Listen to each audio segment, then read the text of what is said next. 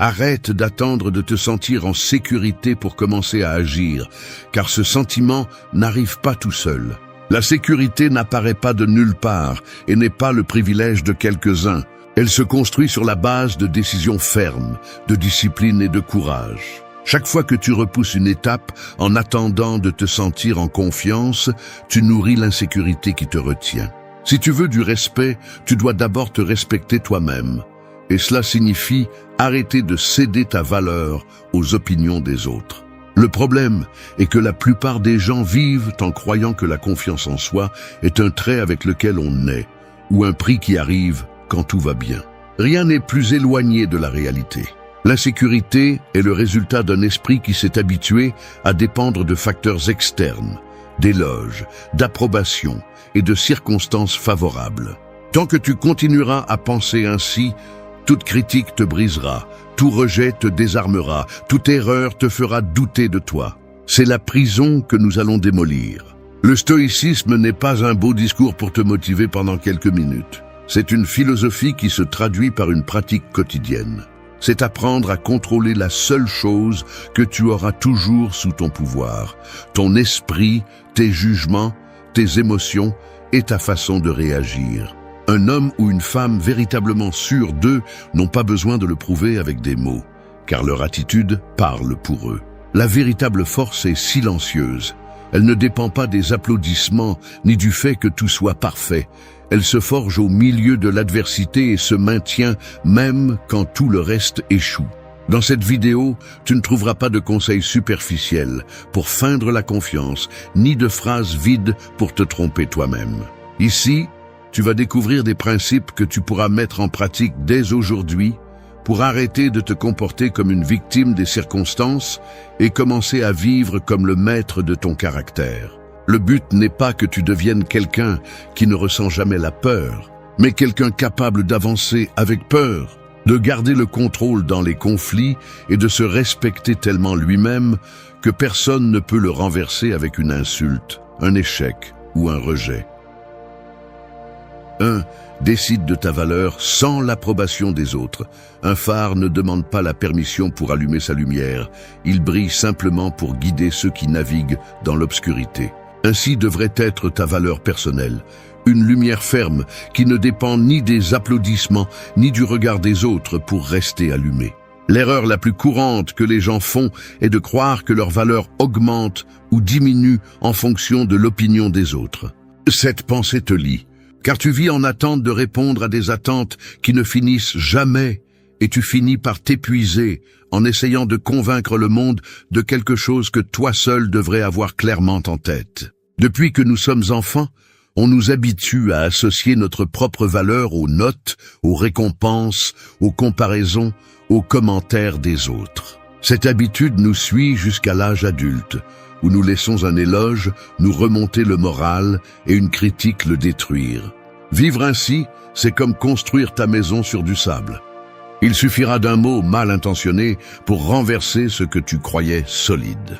Les stoïciens comprenaient que la seule chose stable est ce qui dépend de toi, ce qui vient de ton intérieur. Si ta confiance repose sur les applaudissements, tu cèdes ton pouvoir et permets à n'importe qui de déterminer comment tu te sens avec toi-même. Décider de ta valeur est un acte silencieux, presque rebelle, car il implique de cesser de demander la permission d'être qui tu es. Cela signifie te regarder sans masque, reconnaître tes défauts et tes vertus, et cesser de justifier ton existence. Il ne s'agit pas d'ignorer complètement les opinions extérieures, mais de cesser d'en avoir besoin pour te sentir digne.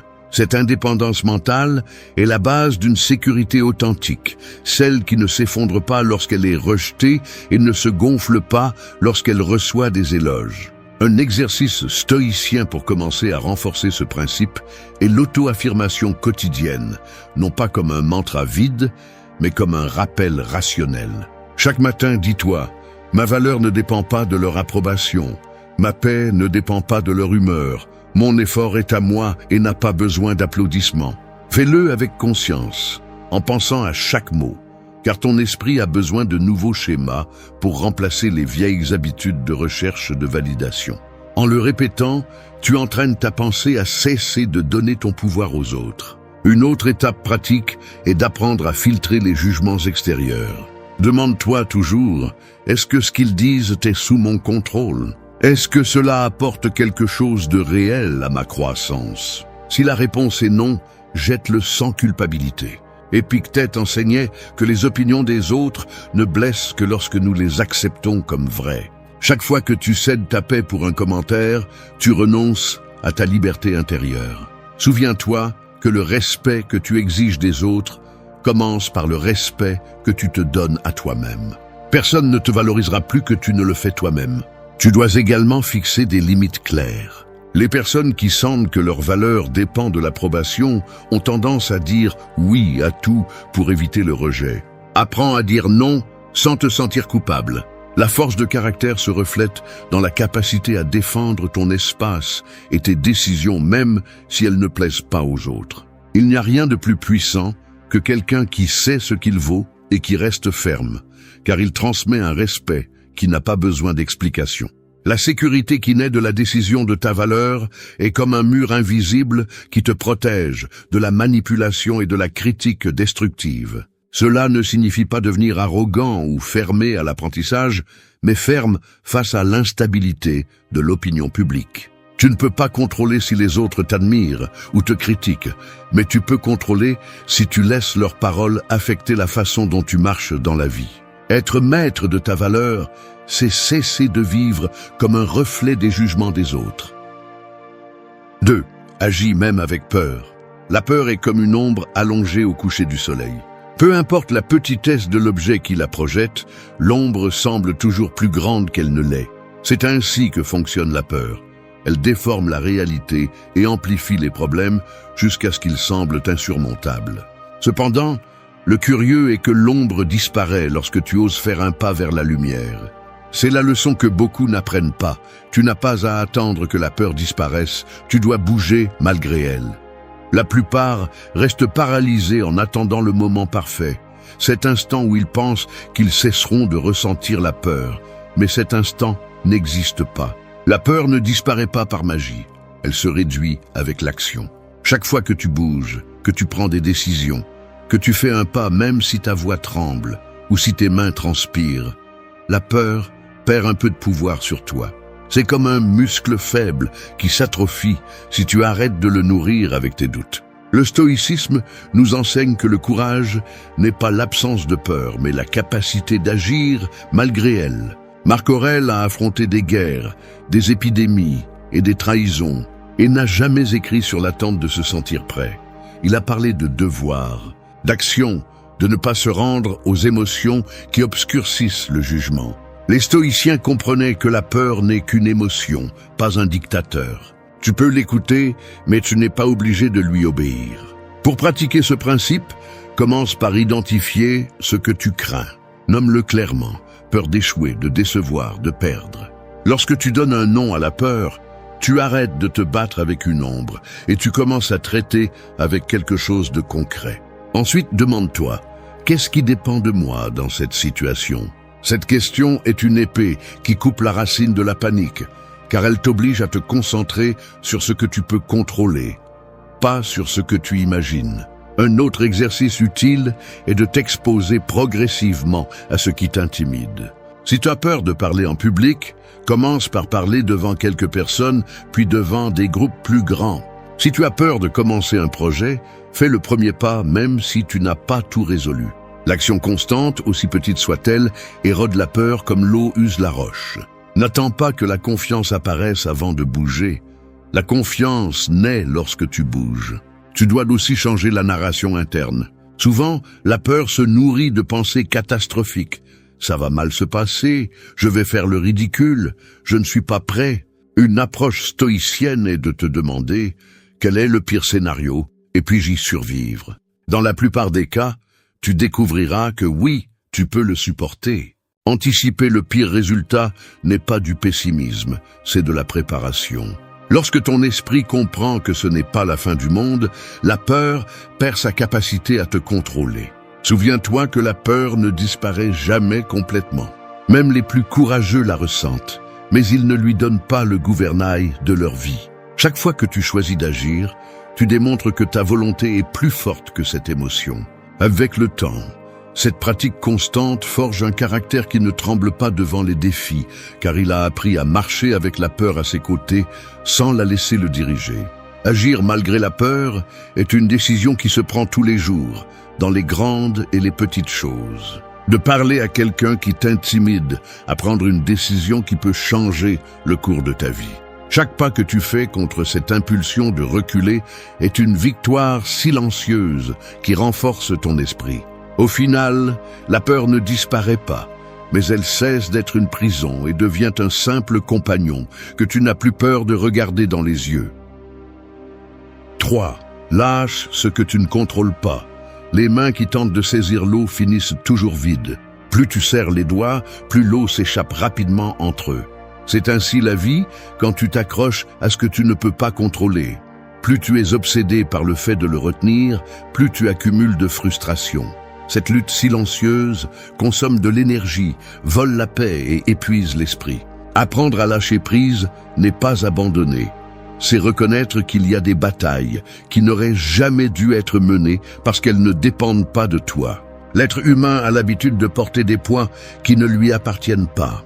Il se préoccupe de l'opinion des autres, des décisions des autres, du climat, du passé, de ce qui n'est pas encore arrivé. C'est comme porter des pierres dans un sac à dos qui ne se vide jamais, en croyant qu'un jour, ce poids apportera le contrôle ou la sécurité. Mais tout ce qu'il réussit à faire, c'est s'épuiser sur ce qui n'a pas de solution. Les stoïciens ont été clairs à ce sujet. La clé de la sérénité est de distinguer ce qui est entre tes mains et ce qui est hors de ta portée. Épictète enseignait que nous sommes libres lorsque nous comprenons que seules nos actions, nos jugements et nos choix nous appartiennent. Rien de plus. Prétendre contrôler la volonté des autres, les résultats de chaque effort ou les circonstances extérieures, c'est vivre enchaîné à la déception. La plupart des gens souffrent non pas de ce qui se passe, mais de l'attente que les choses soient différentes de ce qu'elles sont. C'est cette résistance interne qui génère l'angoisse, pas le fait en lui-même. Pour mettre en pratique ce principe, commence par observer tes pensées quotidiennes. Chaque fois que tu ressens de l'anxiété ou de la colère, demande-toi « Cela dépend-il de moi ?» Si la réponse est non, laisse tomber. Non pas comme quelqu'un qui abandonne un devoir, mais comme quelqu'un qui laisse tomber quelque chose qui ne sert qu'à épuiser ses forces. Cet exercice de classification mentale est libérateur, car il clarifie où investir ton énergie et où accepter la réalité telle qu'elle est. Une autre pratique utile est d'établir des limites avec l'information que tu consommes. Souvent, le stress provient du désir de contrôler tout ce qui se passe dans le monde. Les actualités, les réseaux sociaux, les opinions des étrangers. Limite ton attention à ce que tu peux influencer et agis uniquement dans ce domaine. Ainsi, ton esprit cesse de se disperser dans des scénarios que tu ne pourras jamais changer et commence à se concentrer sur ce qu'il peut transformer. Accepter ce que tu ne contrôles pas ne signifie pas l'indifférence ou l'apathie. Cela signifie diriger ton effort de manière stratégique, sans le gaspiller à lutter contre le courant. Le stoïcisme n'enseigne pas à être passif. Il enseigne à investir ton énergie dans ce qui porte des fruits, ton attitude, ton travail, ton caractère. Chaque fois que tu parviens à rester calme face à un résultat inattendu ou à une décision d'autrui, tu démontres que ta force intérieure grandit. Un exemple quotidien. Imagine que tu travailles dur pour un projet et que tu ne reçois pas la reconnaissance que tu espérais. Tu peux te morfondre à cause de la réaction des autres ou te concentrer sur l'amélioration de tes compétences et continuer à respecter tes standards. La première option t'épuise, la seconde te renforce. La différence réside dans l'endroit où tu décides de mettre l'accent, sur ce que tu contrôles ou sur ce que tu ne contrôles pas. Lâcher ce que tu ne contrôles pas est un acte de courage, car il exige de renoncer à l'illusion du pouvoir absolu. Cela te permet de libérer de l'espace mental pour ce qui est vraiment important et de construire une paix qui ne dépend pas du climat extérieur. Avec le temps, tu découvres que la vie coule mieux lorsque tu n'essaies pas de stopper le courant avec tes mains, mais que tu le navigues intelligemment. 4. maîtrise le processus, pas le résultat. L'archer qui tire sa flèche ne peut contrôler le vent, le mouvement de la cible, ni ce qui se passe après avoir lâché la corde. Il ne peut que se concentrer sur sa posture, la tension de l'arc et la direction de son tir. C'est ainsi dans la vie. Le résultat est hors de tes mains, mais le processus est entièrement à toi. Ceux qui vivent obsédés par la destination finale perdent en précision, car ils cessent de se concentrer sur le seul point où ils ont un véritable pouvoir, le présent et ce qu'ils font maintenant. La plupart des gens souffrent, non pas d'un manque de talent, mais d'une anxiété face à l'avenir. Ils pensent tellement à ce qui devrait arriver qu'ils négligent l'action qu'ils doivent entreprendre. C'est comme semer une graine et la déterrer tous les jours pour voir si elle a déjà germé. Cette impatience non seulement empêche la croissance naturelle, mais épuise également la motivation et augmente la frustration. Les stoïciens ont compris que la tranquillité est atteinte lorsque l'on apprend à séparer l'effort des résultats, lorsque l'on mesure le progrès par la constance et non par la récompense immédiate. Marc Aurèle écrivait que nous ne pouvons contrôler le fruit de nos actions, seulement les actions elles-mêmes. Cette pensée renverse l'illusion que le succès peut être garanti, mais en retour, elle offre quelque chose de beaucoup plus précieux, la paix mentale. Si tu accomplis ton devoir avec discipline et concentration, peu importe combien l'environnement est adverse, tu sauras que tu as donné le meilleur de toi-même. Cette certitude est ce qui maintient l'esprit ferme lorsque les choses ne se passent pas comme prévu. Pour appliquer ce principe, commence par fixer des objectifs quotidiens qui dépendent uniquement de toi.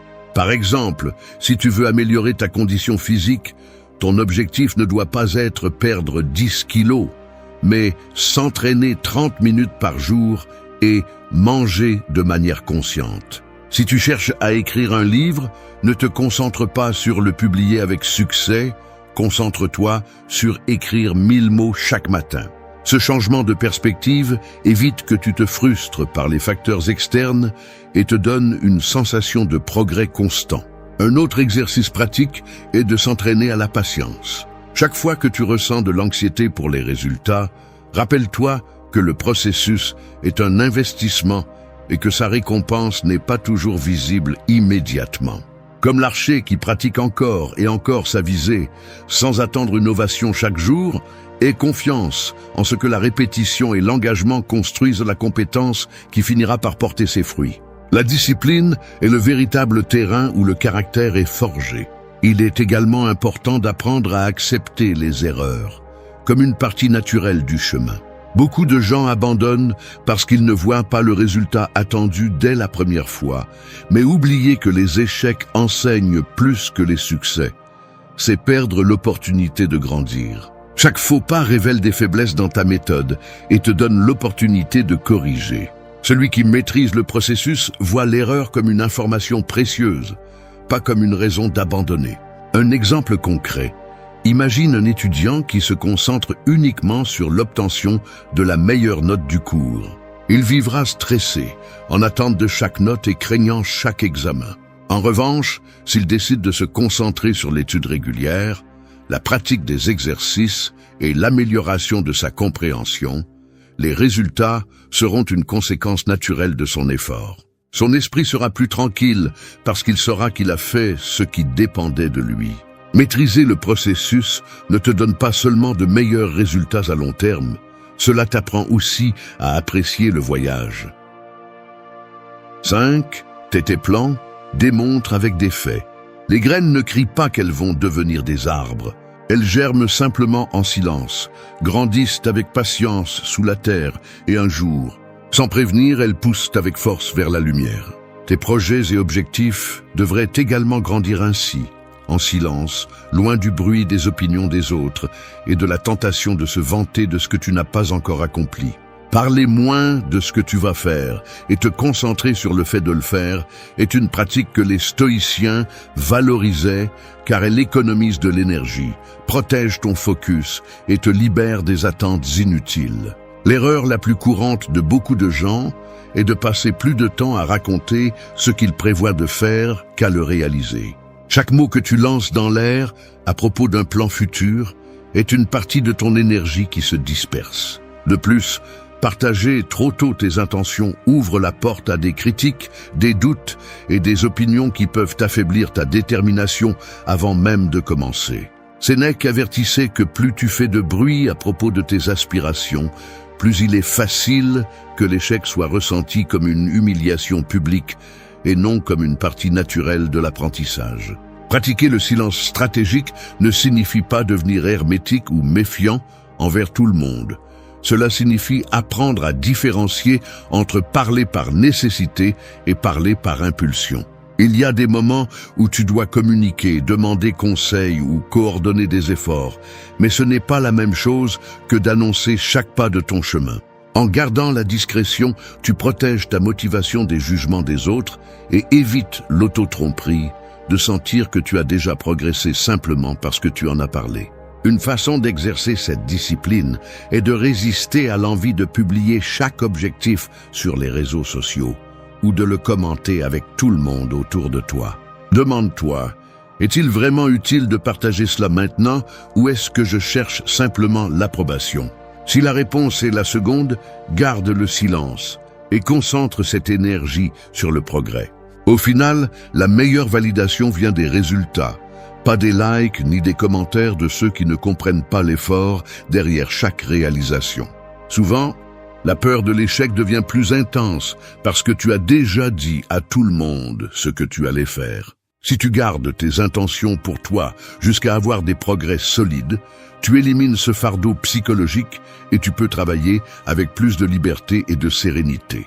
Les stoïciens comprenaient que le véritable progrès est interne. Il n'a pas besoin de spectacle. Rappelle-toi que les faits parlent toujours plus fort que les mots. Une personne qui travaille constamment et laisse ses actions parler pour elle inspire le respect sans avoir besoin de discours. Au contraire, celui qui promet beaucoup et ne tient pas ses promesses perd rapidement en crédibilité. La discrétion ne protège pas seulement ton chemin, elle construit aussi une réputation basée sur la cohérence entre ce que tu dis et ce que tu fais. Imagine quelqu'un qui rêve de changer de carrière et décide d'étudier en secret le soir. Alors que d'autres perdent du temps à justifier leurs intentions ou à attendre l'approbation, cette personne avance en silence et des mois plus tard, elle surprend tout le monde avec une nouvelle réalisation qui semble sortir de nulle part. C'est le pouvoir du silence. Il te permet d'avancer sans distraction et de présenter des résultats quand ils comptent vraiment. Taire tes plans n'est pas te cacher, c'est de la stratégie. C'est comprendre que ton énergie est limitée et que chaque mot doit être investi avec un but. Plus tu développes cette pratique, plus tu remarqueras comment ton focus se renforce, ta détermination grandit et ton progrès devient inévitable. Dans un monde qui récompense le bruit, le véritable respect se gagne en démontrant avec des faits. 6. Fais face au pire scénario. Les tempêtes ne s'arrêtent pas parce que tu fermes les yeux, ni la mer ne se calme parce que tu prétends que les vagues n'existent pas. Il en va de même pour les problèmes. Les ignorer ne les fait pas disparaître. Cela ne fait que les laisser grandir en silence jusqu'à ce qu'ils finissent par déborder. Faire face au pire scénario ne signifie pas chercher le désastre. Cela signifie arrêter de fuir l'inévitable et te préparer mentalement à y résister si cela arrive. Cette préparation n'est pas du pessimisme, c'est de la force anticipée. La plupart des gens vivent en essayant d'éviter de penser au pire, croyant ainsi le tenir à distance. Mais ce qui se passe est tout le contraire. La peur se nourrit du mystère, de l'inconnu. Moins tu le regardes, plus il grandit dans ton esprit. Les stoïciens, en revanche, pratiquaient un exercice appelé préméditatio malorum, la préméditation des maux. Ils s'asseyaient pour imaginer les obstacles et les pertes possibles, non pas pour se torturer, mais pour entraîner leur caractère à les affronter. En affrontant mentalement le pire scénario, ils découvraient qu'il n'était pas aussi dévastateur qu'il semblait et réduisaient l'impact émotionnel de l'inattendu. Dans la vie quotidienne, faire face au pire scénario signifie te poser des questions inconfortables. Quel est le pire qui pourrait arriver si je prends cette décision? Puis-je survivre à ce résultat? Que ferais-je si cela se présentait? Ce type de réflexion te donne de la clarté parce qu'il enlève le voile de la peur et te permet de tracer un plan réaliste. Un esprit qui a considéré ses propres chutes cesse de les craindre autant, car elles ne sont plus une menace inconnue, mais un défi qu'il sait pouvoir relever. Par exemple, quelqu'un qui craint de démarrer une nouvelle entreprise par peur de l'échec peut s'asseoir et détailler le pire qui pourrait arriver. Perdre de l'argent, devoir chercher un autre emploi, faire face à des critiques. En le mettant sur la table, il se rend compte qu'aucune de ces choses ne signifie la fin de sa vie ou de sa dignité. Une étape pratique pour appliquer ce principe est d'écrire les 3 pires scénarios que tu imagines face à la décision qui te fait le plus peur aujourd'hui. Ensuite, écris comment tu pourrais répondre à chacun d'eux. En le faisant, tu découvres que ton esprit ne se paralyse pas face à la peur, mais commence à se concentrer sur les solutions. Cet exercice te redonne le contrôle, car il cesse d'être une émotion diffuse pour devenir un plan d'action. Faire face au pire scénario renforce également la résilience, car il te prépare à accepter que la vie ne sera pas toujours confortable ni juste. La véritable sécurité ne vient pas du fait que tout se passe bien, mais du fait que, quoi qu'il arrive, tu auras la force et la capacité de te relever. Chaque fois que tu oses regarder en face ce que tu crains le plus, tu voles du pouvoir à la peur et récupères de l'énergie pour agir avec détermination. Cette approche ne signifie pas vivre en attendant des désastres, ni se rendre à la fatalité. Cela signifie ouvrir les yeux et dire « Si le pire arrive, je serai prêt à l'affronter ». Cette pensée te libère de l'anxiété constante, car tu ne marches plus avec le sentiment d'être à la merci de l'inconnu. Le pire scénario cesse d'être un monstre caché et devient un obstacle calculé que tu sais comment surmonter. Imagine un orateur qui craint de faire le ridicule en public. S'il reste coincé dans la peur, il ne parlera jamais. Mais s'il accepte qu'il peut oublier ses mots, que quelqu'un peut rire ou qu'il peut se tromper, et décide malgré tout de se préparer et de monter sur scène, cette acceptation lui donne la liberté. Il sait que le pire scénario ne le détruit pas, il ne fait que le défier à s'améliorer. Faire face au pire scénario est l'art de cesser de négocier avec la peur. 7. Transformer les idées en actions immédiates. Les idées sont comme des étincelles dans l'obscurité.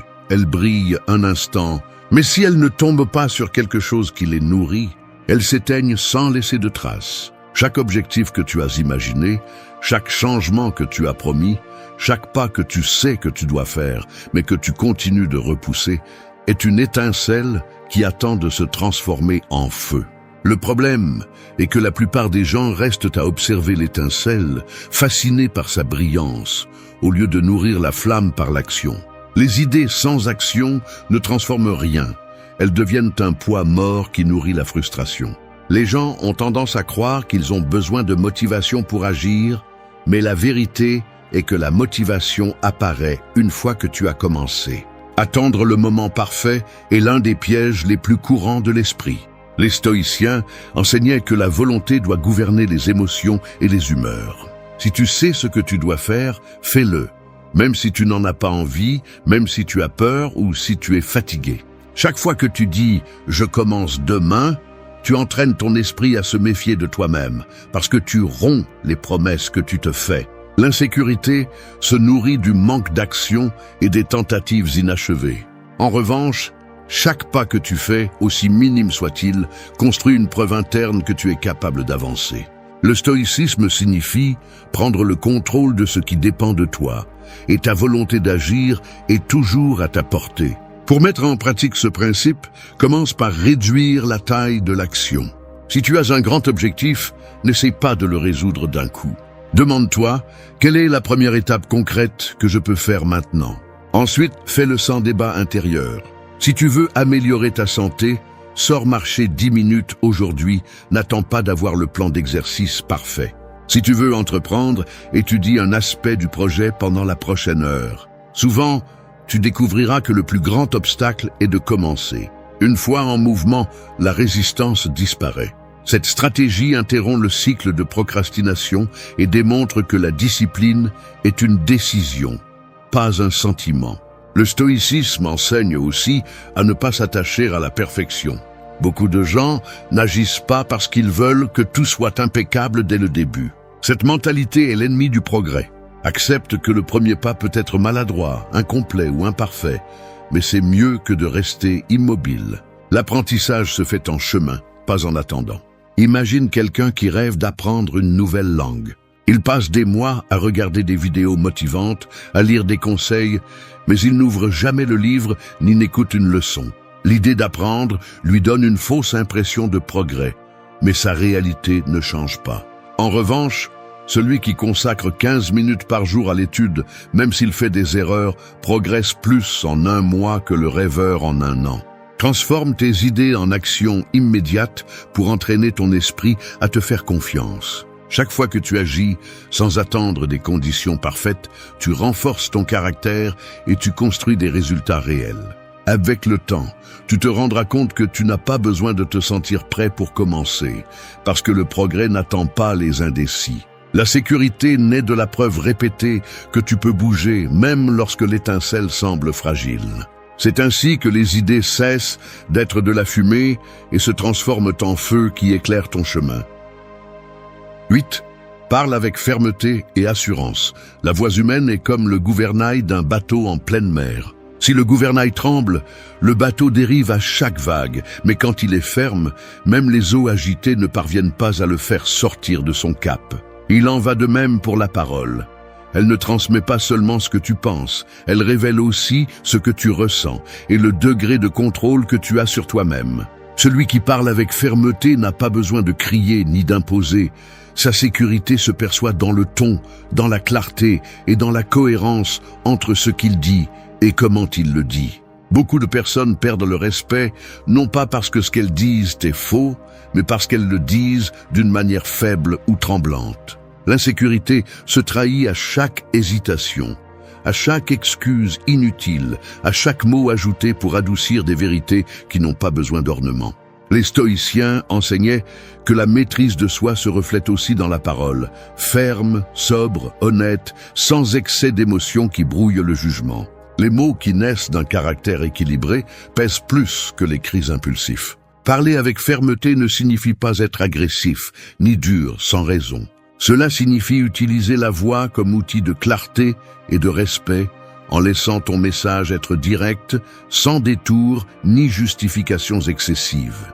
Un conseil stoïcien pratique est d'apprendre à dire ce qui est nécessaire sans ornement, car chaque mot de plus ouvre la porte à des malentendus. Le silence entre des phrases bien pensées est plus puissant qu'un discours long et nerveux. Pour développer cette compétence, commence par prendre soin de ta respiration lorsque tu parles. L'anxiété a tendance à faire accélérer ou à briser le ton, transmettant l'insécurité. Pratique la respiration avant de répondre dans des situations tendues.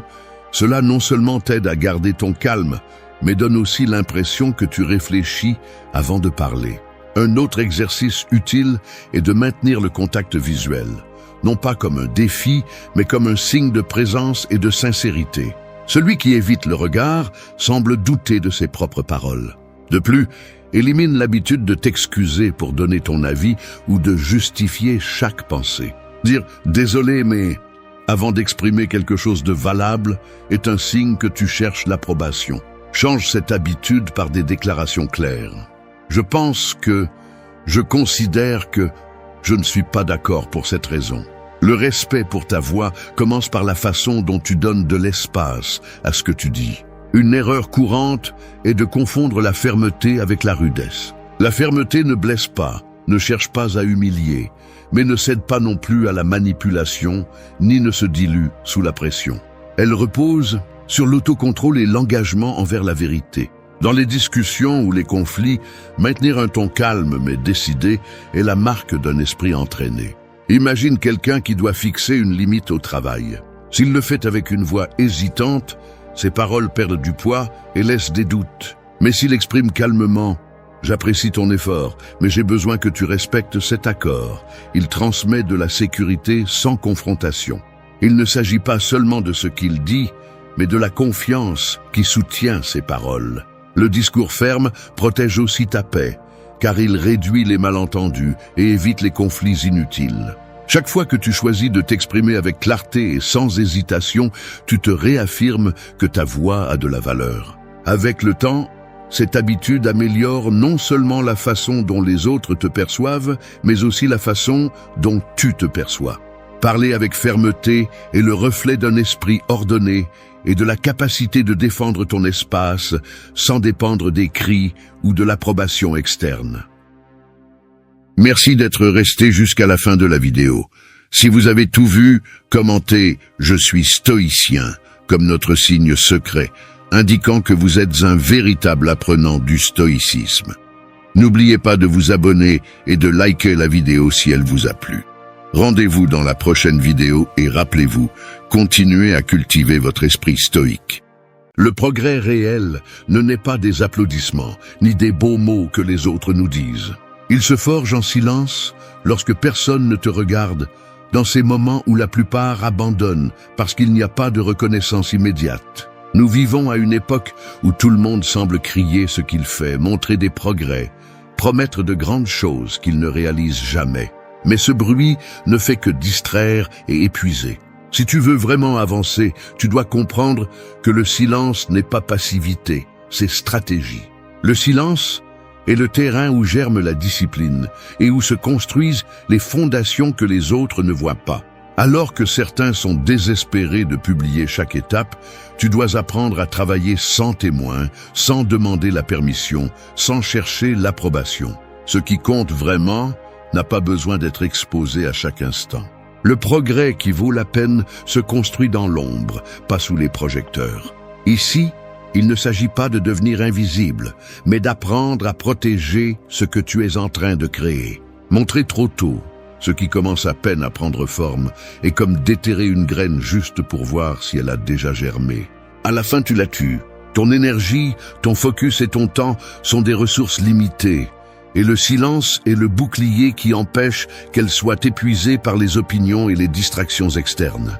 Sur ce chemin, il n'y a pas de place pour les excuses ni pour les discours de motivation vide. Le progrès n'apparaît pas par magie ni par simple désir. Il apparaît lorsque tu décides de faire ce que tu as dit que tu ferais. Même s'il n'y a pas d'applaudissements, même si ça fait mal, même si personne ne le célèbre. Si tu veux des résultats réels, tu devras accepter que la discipline sera inconfortable et que le silence sera ton meilleur allié pour ne pas perdre le cap. Ceci n'est pas une invitation à te taire par peur ou à vivre caché. C'est une déclaration de guerre contre tout ce qui te distrait et te vole la concentration, le besoin d'impressionner, le désir d'approbation, l'habitude de parler plus que tu n'agis. Aujourd'hui, tu vas apprendre que le silence stratégique n'est pas une faiblesse, c'est une démonstration de force et de maîtrise de soi. Parce que pendant que les autres s'épuisent à essayer de prouver qu'ils avancent, tu seras réellement en train d'avancer. 1. Protège le début de tes projets. La naissance de quelque chose de précieux est toujours fragile. Tout comme une étincelle qui allume le feu a besoin d'être protégée pour ne pas s'éteindre avec le vent, le début de tout projet nécessite du silence et de la protection. Beaucoup d'idées meurent jeunes, non pas parce qu'elles sont mauvaises, mais parce qu'elles sont exposées trop tôt aux yeux et aux opinions des autres. Chaque fois que tu partages quelque chose qui commence à peine à prendre forme, tu ouvres la porte au jugement, aux doutes d'autrui et aux distractions qui peuvent éteindre l'élan qui t'a fait commencer. Imagine un sculpteur qui, avant de terminer son œuvre, montre le bloc de marbre avec les premières coupes maladroites. Il est facile pour les autres de critiquer ce qu'ils ne comprennent pas, de remettre en question sa vision et de le faire douter. Cela t'arrive aussi. Lorsque tu révèles trop tôt ce que tu es en train de construire, tu permets aux voix extérieures d'influencer ta conviction. Un projet, dans ses premières étapes, est comme une graine sous terre. Il a besoin d'obscurité, de temps et de soins silencieux pour grandir fort. Dans ce monde dominé par les réseaux sociaux, où l'immédiateté et les promesses vides sont récompensées, garder le silence sur ce que tu commences est devenu un acte de rébellion. Il ne s'agit pas de te cacher, mais de protéger ton processus. Si tu cherches une validation en montrant tes plans avant de les consolider, tu finis par affaiblir ta discipline. Parler consomme de l'énergie. Expliquer, justifier et défendre des idées qui n'ont pas encore de racines solides te vide et te vole ta concentration. Les stoïciens comprenaient que le véritable progrès se mesure par les actions, pas par les mots. Épictète disait qu'il ne suffit pas de dire qu'on est philosophe, il faut vivre en tant que tel. La même chose s'applique à tout objectif que tu as. Il ne suffit pas d'annoncer que tu vas changer, tu dois le prouver par des actes. Chaque pas que tu fais en silence devient une brique solide que personne ne peut renverser avec son opinion. Protéger le début de tes projets signifie aussi blindar ton esprit des attentes des autres. Lorsque tu commences quelque chose de nouveau, l'excitation peut te pousser à tout raconter, à la recherche de soutien ou de reconnaissance. Mais tu dois te demander, est-ce que je cherche vraiment à avancer ou est-ce que je veux juste impressionner? Celui qui avance en silence grandit plus fermement, car il se concentre sur le processus, pas sur la réaction des autres. Le silence stratégique n'est pas de la lâcheté, c'est de l'intelligence appliquée. Parfois, les personnes à qui tu partages tes plans peuvent, sans le vouloir, te saboter. Un commentaire critique, une blague mal intentionnée ou même un éloge démesuré peuvent altérer ton focus. Protéger le début, c'est te blinder de ce bruit pour que ce que tu construis grandisse suffisamment pour résister aux tempêtes externes. Tu dois aussi protéger ton temps. Lorsque tout le monde sait que tu commences quelque chose, les distractions déguisées en conseils, invitations et même pression pour accélérer les processus apparaissent. Mais ce qui naît dans la précipitation a tendance à se briser rapidement. La patience en silence te donne l'espace pour faire des erreurs, corriger et avancer sans la pression du regard des autres. Le véritable progrès n'a pas besoin de témoins dans ses premières étapes. Ce dont il a besoin, c'est de constance et de concentration. Demande-toi si ton envie de partager vient de ton désir de créer ou de ton besoin d'être validé. Chaque fois que tu choisis de garder le silence sur un projet en formation, tu renforces ta discipline et ton engagement envers le résultat, pas envers l'approbation. Lorsqu'il sera temps de le montrer, que ce soit parce qu'il est déjà prêt à se tenir seul et non parce que tu sens que tu dois prouver quelque chose. Le début de tes projets mérite le même respect qu'une forêt nouvellement plantée. Tu la protèges du vent, des curieux et des tempêtes jusqu'à ce que les racines soient fermes. C'est le secret que les impatients ne comprennent pas. Le silence précoce n'est pas un obstacle, c'est l'engrais qui fait que le progrès grandit plus fort et plus durable. 2. Montre seulement les résultats, pas les promesses. Les promesses sont bon marché. Elles sont dépensées facilement et se brisent aussi rapidement qu'elles sont prononcées. Nous vivons entourés de personnes qui parlent de leurs grands projets, qui remplissent l'air de paroles sur ce qu'elles vont accomplir un jour. Et là, elles restent, comme de la fumée qui se dissipe. Celui qui parle trop de ce qu'il va faire finit par épuiser l'énergie qu'il devrait utiliser pour le faire. Tu n'es pas ici pour gonfler des mots. Tu es ici pour construire des résultats qui parlent pour toi. Pense au guerrier qui, avant la bataille, annonce à grands cris qu'il vaincra son ennemi. Toute cette fanfaronnade ne lui donne ni force ni habileté. Elle ne fait que prévenir les autres et expose ses intentions. En revanche, le véritable stratège ne dit rien, attend le moment opportun et laisse le résultat de ses actions devenir la seule déclaration nécessaire. Tu dois faire de même avec tes objectifs. Laisse ton avancement être ce que les autres voient, pas tes discours sur ce que tu vas accomplir. Montrer seulement les résultats est un acte de respect pour toi-même et pour ton temps.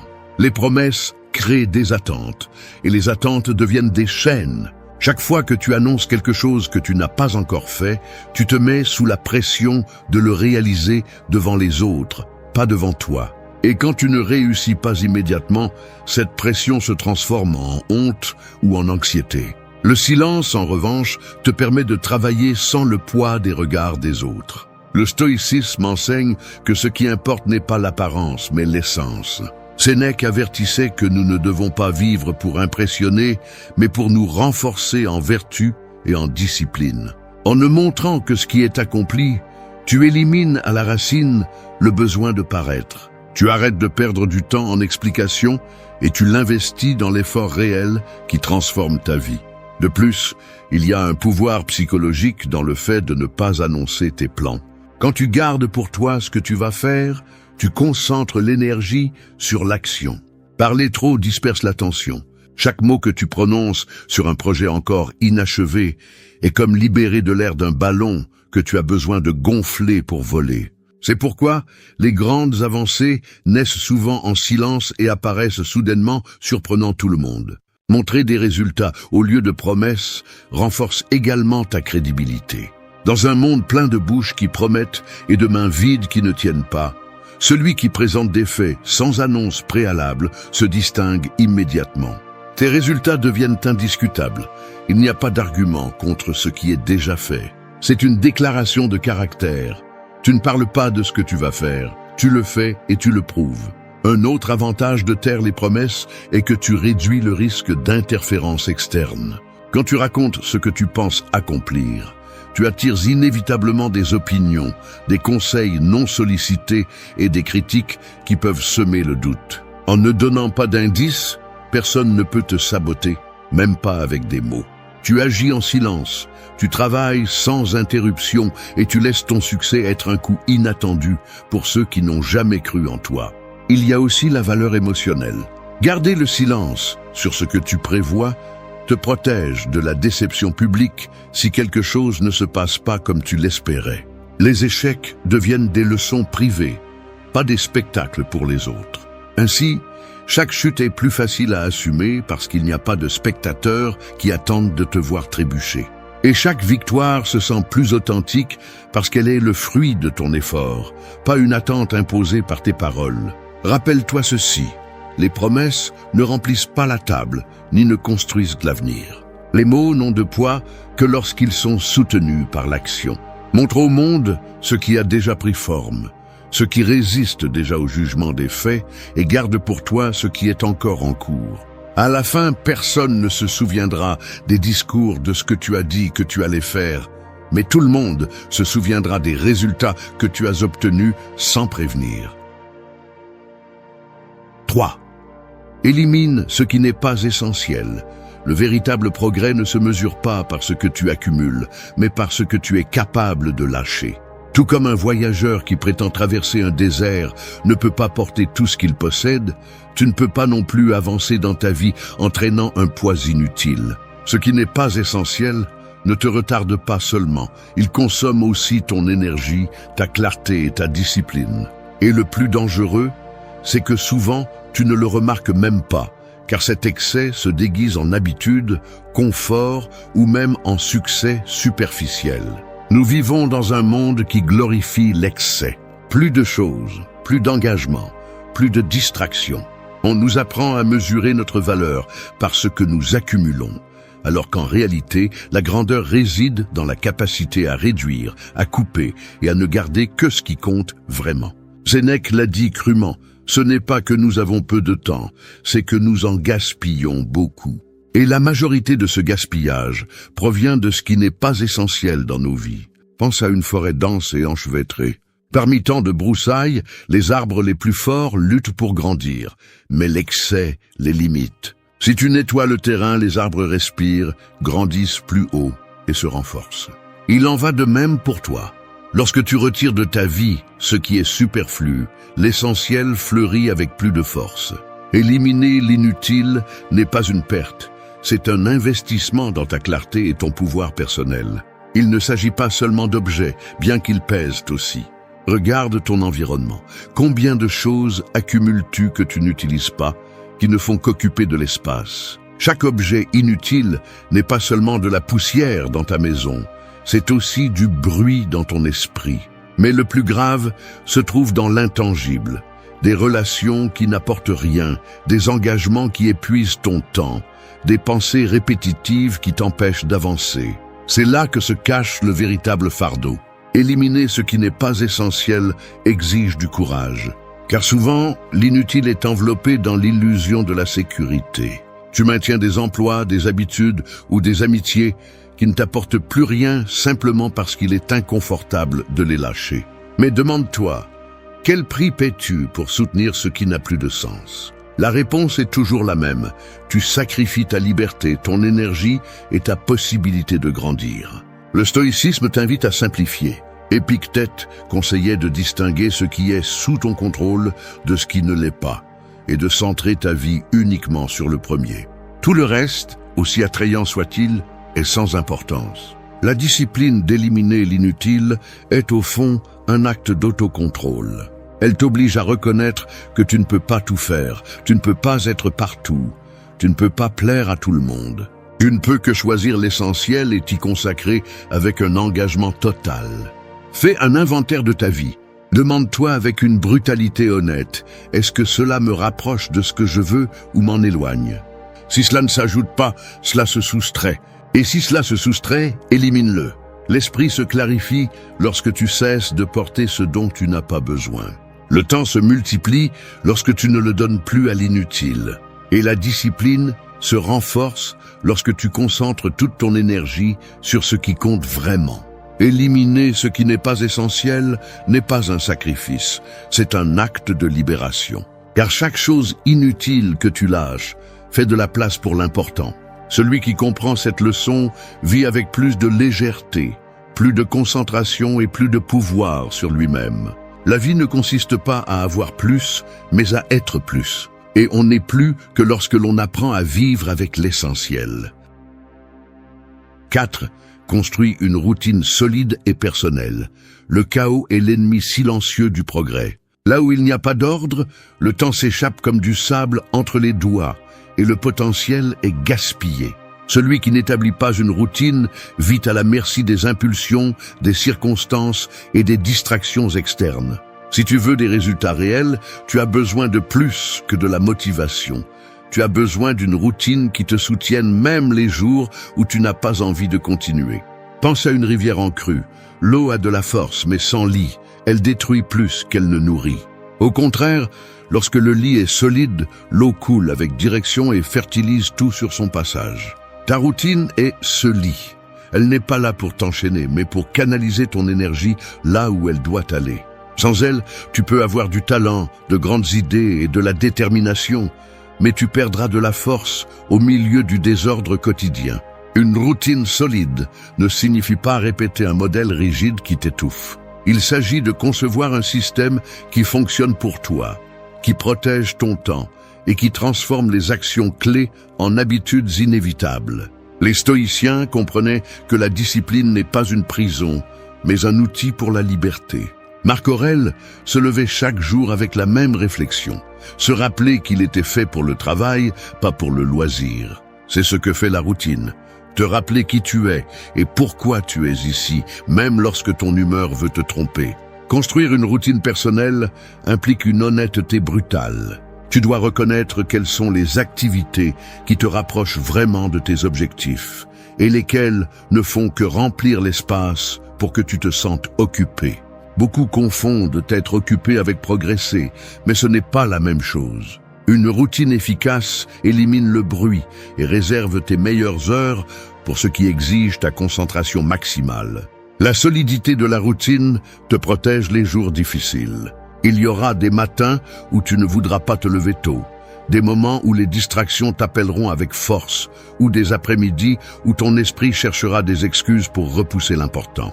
C'est là que la routine entre en jeu. Elle ne te demande pas si tu veux le faire. Elle te rappelle simplement que c'est ce que tu dois faire. C'est ton ancre au milieu du chaos. Mais il ne suffit pas d'avoir une routine. Elle doit être personnelle. Ce qui fonctionne pour les autres peut ne pas te convenir. Tu dois t'observer, comprendre tes rythmes d'énergie et ajuster tes habitudes à ta propre nature. Un véritable progrès n'est pas atteint en copiant la vie d'un autre, mais en construisant un système adapté à ta réalité, mais assez solide pour ne pas s'effondrer face au moindre imprévu. L'erreur la plus courante est de chercher la motivation au lieu de construire des habitudes. La motivation est volatile. Un jour elle est avec toi, le lendemain elle disparaît. La routine, en revanche, ne dépend pas de ton état émotionnel. C'est ce que tu fais sans négocier avec ton humeur, parce que tu as décidé que cela fait partie de ton identité. Celui qui se discipline dans la routine ne se demande plus s'il en a envie, il agit simplement. Imagine que chaque bloc de ta routine est une brique. Au début, Cela semble insignifiant, mais avec le temps, ces briques élèvent des murs solides qui protègent ton progrès. Chaque heure que tu consacres à la bonne habitude est un pas de plus vers la vie que tu désires. Construire une routine solide et personnelle n'est pas une option pour celui qui veut progresser. C'est une condition indispensable. Parce que le succès n'arrive pas par accident ni par des coups de chance. Il arrive comme le résultat de petites actions répétées jour après jour, jusqu'à ce que l'effort accumulé se transforme en résultats inévitables. Celui qui maîtrise sa routine maîtrise son destin. 5. Écrivez vos objectifs et revoyez-les fréquemment. Un esprit sans direction est comme un bateau sans boussole. Il peut avoir un moteur puissant, mais il finira à la dérive, emporté par des courants étrangers. Il en va de même pour ceux qui comptent sur se souvenir de leurs objectifs sans les écrire. Les idées qui ne sont pas mises sur papier deviennent fragiles, se diluent avec le temps et finissent par se perdre parmi de nouvelles distractions. Écrire vos objectifs n'est pas un acte trivial. C'est une déclaration d'intention envers vous-même. Le simple fait de les écrire transforme un désir abstrait en un engagement concret. Quand qu'elles restent dans l'esprit, les objectifs ne sont que des fantasmes. Lorsque vous les écrivez, vous leur donnez forme, poids et direction. C'est comme tracer une carte. Il ne suffit pas d'avoir une idée vague de la destination. Vous devez voir le chemin clairement pour pouvoir le parcourir. Chaque mot que vous mettez sur papier devient une encre qui vous rappelle où vous devez aller, même lorsque les émotions tentent de vous détourner. Les stoïciens valorisaient l'exercice de la réflexion écrite. Marc Aurèle, dans ses méditations, écrivait pour lui-même, pas pour les autres. Il le faisait pour garder l'esprit aligné avec ses principes, pour revenir à l'essentiel lorsque les préoccupations de l'Empire le poussaient vers le désordre. Écrire ne sert pas seulement à organiser vos objectifs, cela ordonne également votre pensée, vous confronte à vos contradictions et vous oblige à être honnête sur ce que vous cherchez réellement. Lorsque vous écrivez vos objectifs, vous cessez de les fuir. Vous ne pouvez pas prétendre que vous ne les avez pas dit, vous ne pouvez pas les changer chaque jour selon votre humeur. Ils restent là, fermes, comme un rappel silencieux de ce que vous avez promis à votre avenir. Ce malaise est nécessaire, car il vous oblige à rendre des comptes à vous-même. Mais il ne suffit pas de les écrire une seule fois et de les oublier. Un objectif non révisé se flétrit. La révision fréquente maintient la direction vivante et permet d'ajuster le cap si nécessaire. La vie change, vous changez, et vos plans doivent évoluer avec vous. Réviser vos objectifs ne signifie pas en douter, mais vous assurer qu'ils restent alignés avec ce qui compte vraiment aujourd'hui. Faites de cette habitude un rituel. Prenez un moment de la semaine ou du mois pour revoir ce que vous avez écrit. Demandez-vous en toute sincérité, est-ce que j'avance ou est-ce que je m'occupe seulement?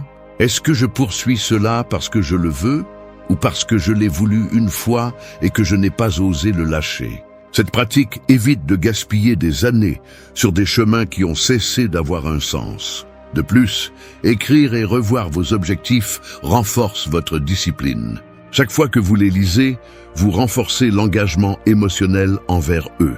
C'est comme si vous rallumiez le feu intérieur qui vous a poussé à commencer. Dans les jours difficiles, cette liste écrite sera le rappel qui vous maintiendra ferme lorsque la motivation aura disparu.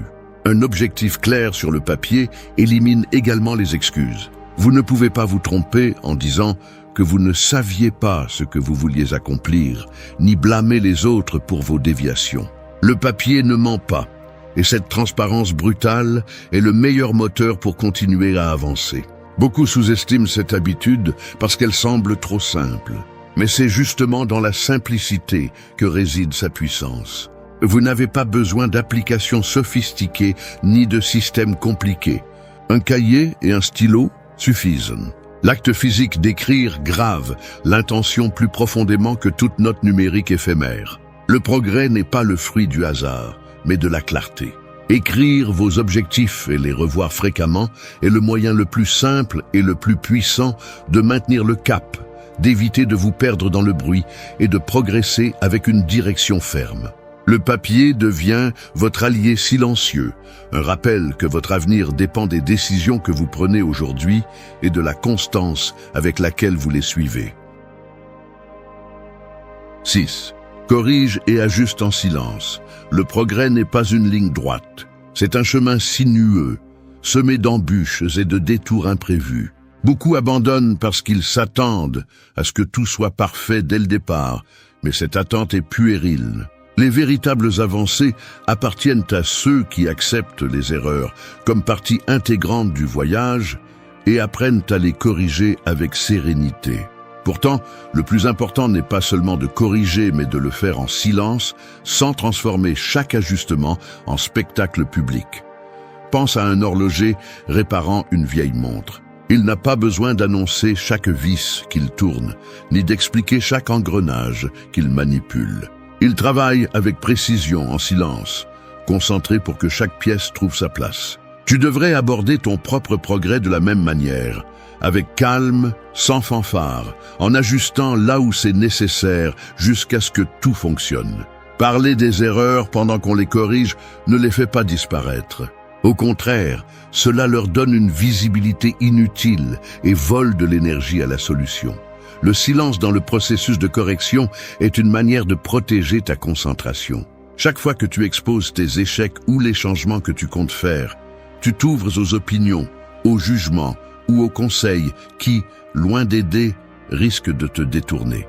Le progrès a besoin de concentration, pas de bruit. Ajuster en silence signifie que ta priorité est le résultat, pas ce que les autres pensent du chemin. Les stoïciens enseignaient qu'il ne faut pas se soucier du regard extérieur, mais de notre vertu et de notre discipline. Sénèque insistait sur le fait que le sage ne se justifie pas et ne cherche pas d'excuses. Il agit simplement mieux la fois suivante. Corriger en silence, c'est appliquer cette leçon. Tu ne cherches ni approbation ni compassion, tu cherches l'efficacité. Accepter l'erreur sans dramatiser est un signe de force. Certains, au moindre faux pas, rendent public leurs remords ou leurs frustrations, comme si exposer leurs blessures pouvait la guérir. Mais ce besoin de montrer sa faiblesse ne fait que retarder la guérison. L'erreur ne te définit pas. Ce qui te définit, c'est la manière dont tu y réponds. Et la réponse la plus puissante, c'est l'action silencieuse qui transforme l'échec en apprentissage. Ajuster en silence, c'est aussi faire preuve de flexibilité. Souvent, le plan initial doit être modifié, et il n'y a aucune honte à cela. S'accrocher à un plan par orgueil, c'est se condamner à la stagnation. Celui qui ose corriger fait preuve d'intelligence. Celui qui le fait discrètement montre de la maturité. Quand tu apprends à changer de cap avec naturel et discrétion, tu avances plus vite parce que tu ne perds pas de temps à te justifier. En outre, chaque correction silencieuse renforce ta maîtrise de soi. Travailler à t'améliorer sans dépendre de la validation extérieure t'apprend à faire confiance à ton propre jugement. Tu n'as pas besoin d'applaudissements pour avoir identifié l'erreur, ni pour l'avoir corrigée. Le vrai progrès est une récompense en soi. Il y a aussi un aspect émotionnel. Corriger en silence évite que les critiques ou les attentes des autres n'interfèrent avec ton processus. Les gens ont tendance à juger ce qu'ils ne comprennent pas et donneront souvent leur avis sur des changements qu'ils ne sont pas en mesure de saisir. Si tu gardes l'ajustement comme quelque chose de privé, tu te libères de ce fardeau et travailles à ton propre rythme. Pense aux grands inventeurs, artistes et leaders. Tous ont dû corriger encore et encore avant d'atteindre quelque chose d'admirable. Leur première version était rarement parfaite, mais ils n'ont pas arrêté leur élan pour s'expliquer au monde. Ils ont continué, peaufinant en silence, jusqu'à ce que leur œuvre parle pour eux. La véritable force ne réside pas dans le fait de ne pas échouer, mais dans celui de se relever, de corriger et d'aller de l'avant sans transformer chaque pas en discours. Chaque erreur que tu surmontes en silence devient une brique qui renforce ton caractère. Ainsi, lorsque les autres verront ton progrès final, ils ne sauront pas combien de fois tu as dû ajuster ton parcours. Ils verront seulement la solidité de ce que tu as construit. Voilà le pouvoir du silence. Il transforme tes faux pas en fondations invisibles sur lesquelles s'élève ta grandeur. 7. Protège ton attention comme un trésor. Ton attention est la ressource la plus précieuse que tu possèdes, mais la plupart des gens la donnent aussi facilement qu'ils offrent une salutation. Ce n'est pas le temps que tu perds le plus, mais la concentration. Tu peux avoir 24 heures dans la journée, mais si ton esprit est divisé entre distractions, plaintes et pensées inutiles, le temps devient du sable glissant entre tes doigts. Pense à ton attention comme un faisceau de lumière concentrée. Lorsqu'il est focalisé sur un seul point, il brûle et perce même le métal le plus dur. Mais lorsqu'il est dispersé, il n'a pas la force de chauffer même une feuille. C'est ainsi que fonctionne ton esprit. Concentré, il est puissant, dispersé, il est inoffensif. Le problème est que nous vivons dans un monde qui cherche à la capturer à tout prix. Et si tu ne la protèges pas, d'autres l'utiliseront à leur propre fin. Les réseaux sociaux, les rumeurs, les opinions des autres et les trivialités du quotidien sont des voleurs d'attention déguisés en divertissement ou en urgence. Chaque notification que tu vérifies sans raison, chaque discussion inutile à laquelle tu participes est une pièce de ton trésor que tu donnes sans rien recevoir en retour. C'est pourquoi le progrès ne se mesure pas seulement par ce que tu fais, mais aussi par ce que tu décides d'ignorer. Les stoïciens mettaient déjà en garde contre cela. Épictète disait que nous ne pouvons pas contrôler les choses extérieures, mais que nous pouvons contrôler ce que nous laissons entrer dans notre esprit. Si tu permets à tout d'envahir ton attention, tu deviens l'esclave du chaos. Protéger ton attention signifie ériger un mur invisible qui filtre ce qui mérite ton énergie mentale et ce qui ne le mérite pas. L'attention, une fois fragmentée, est difficile à récupérer. C'est pourquoi tu dois apprendre à la garder comme si c'était de l'or, en limitant le temps que tu consacres au bruit, en t'éloignant des conversations qui n'apportent rien et en résistant à la tentation de réagir à chaque stimulus. Le silence stratégique dont nous avons parlé jusqu'à présent trouve sa force ici, car seul celui qui maîtrise son attention peut rester silencieux face à ce qui ne mérite pas de réponse. La protection de ton attention est aussi une déclaration de priorité. Ce qui reçoit ton attention constante se renforce, ce que tu ignores se flétrit. Si chaque jour tu donnes ta meilleure énergie à des choses triviales, ne t'attends pas à voir grandir ce qui compte vraiment. Celui qui avance vraiment choisit avec soin où il investit ses pensées, car il sait que la concentration est le sol fertile où germent les actions. Cet acte de protéger ton attention ne consiste pas à devenir indifférent au monde, mais à ne pas permettre au monde de décider pour toi. Chaque fois que tu résistes aux distractions, tu affirmes ta liberté. Chaque fois que tu choisis d'ignorer ce qui est sans importance, ton esprit devient plus aiguisé, plus fort et plus difficile à briser. Ton attention est une arme et un refuge. Si tu la perds, tu perds le contrôle de ta vie. Si tu la maîtrises, tu construis le progrès dont d'autres ne font que rêver. Protège ton attention comme le trésor qu'elle est, car tout ce que tu es capable d'accomplir en dépend. 8. Célèbre le progrès uniquement en privé. Tout ce qui brille ne doit pas être montré au monde. Nous vivons à une époque où les gens ressentent le besoin d'annoncer chaque réalisation, aussi petite soit-elle, en attendant des réactions, des applaudissements et une validation externe. Mais cette quête constante de reconnaissance est un piège subtil qui affaiblit le caractère. Celui qui apprend à célébrer en privé conserve sa force intacte, car il ne dépend pas des applaudissements des autres pour se sentir en paix avec ses progrès. Le véritable progrès n'a pas besoin de publicité. C'est comme la croissance des racines d'un arbre, profonde, silencieuse et invisible pour les autres, mais absolument vitale. Lorsque tu célèbres en silence, tu protèges l'essence de ton succès du bruit et des attentes des autres. Il n'y a rien à prouver, car la récompense n'est pas dans l'approbation publique, mais dans la satisfaction intime de savoir que tu as donné le meilleur de toi-même.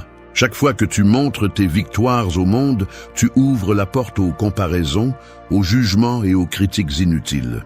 Même les éloges peuvent être dangereux. Ils gonflent l'ego et génèrent une pression pour maintenir une image. Le silence te libère de ce fardeau, car il te permet de profiter de ce que tu as accompli sans en faire un spectacle. Les stoïciens croyaient que la véritable valeur d'une action réside dans sa vertu, pas dans sa renommée. Sénèque avertissait que la gloire externe est volatile, mais l'honneur interne perdure. Célébrer en privé est une façon de te rendre hommage à toi-même, de reconnaître ton effort sans céder le contrôle de ta joie aux autres. De plus, l'habitude de partager chaque réalisation peut épuiser ta motivation. Lorsque l'applaudissement externe devient la récompense principale, tu cesses de travailler pour le progrès en soi et tu commences à le faire pour la reconnaissance. C'est une chaîne invisible qui piège beaucoup de gens et leur vole leur authenticité. Célèbre en privé pour garder ton focus sur ce qui compte. Continuer à avancer.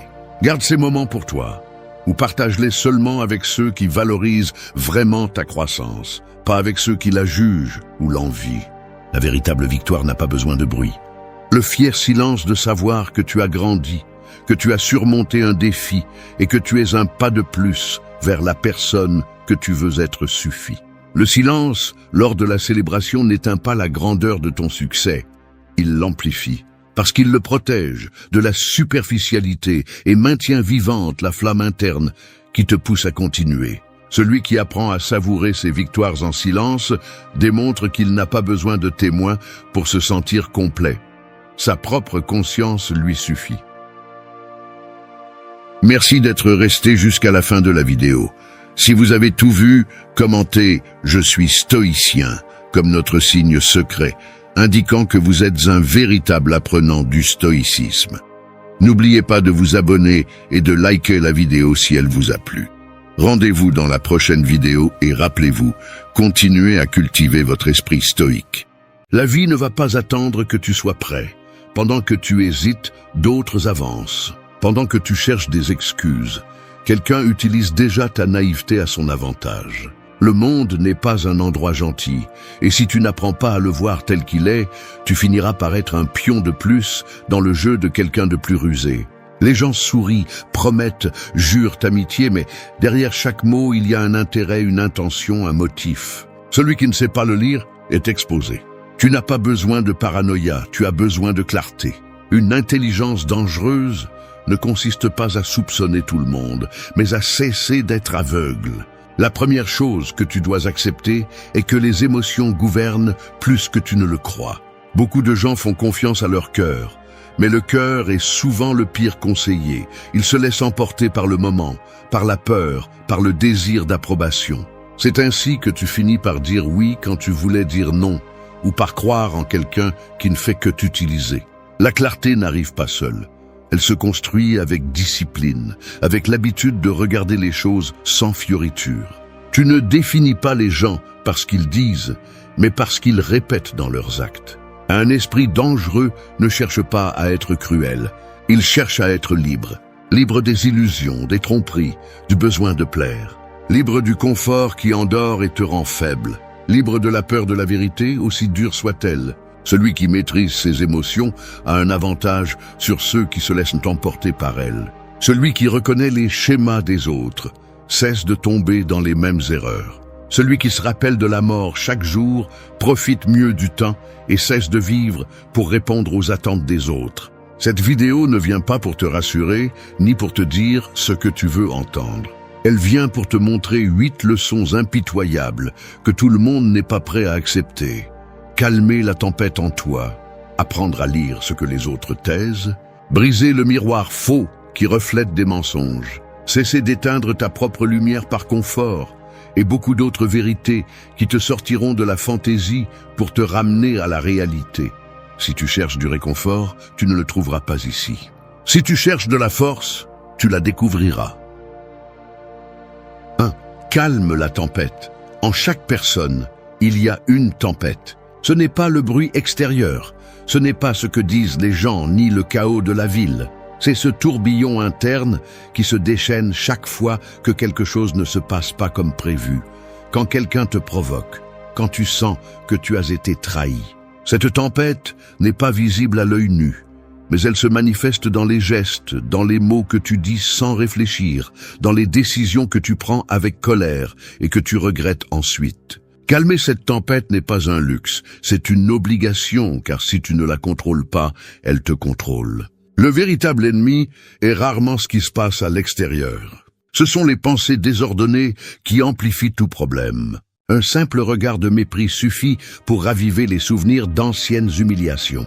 Une seule critique peut rouvrir de vieilles blessures et te pousser à réagir avec colère. Et c'est là que beaucoup de gens se perdent. Ils confondent force et explosion.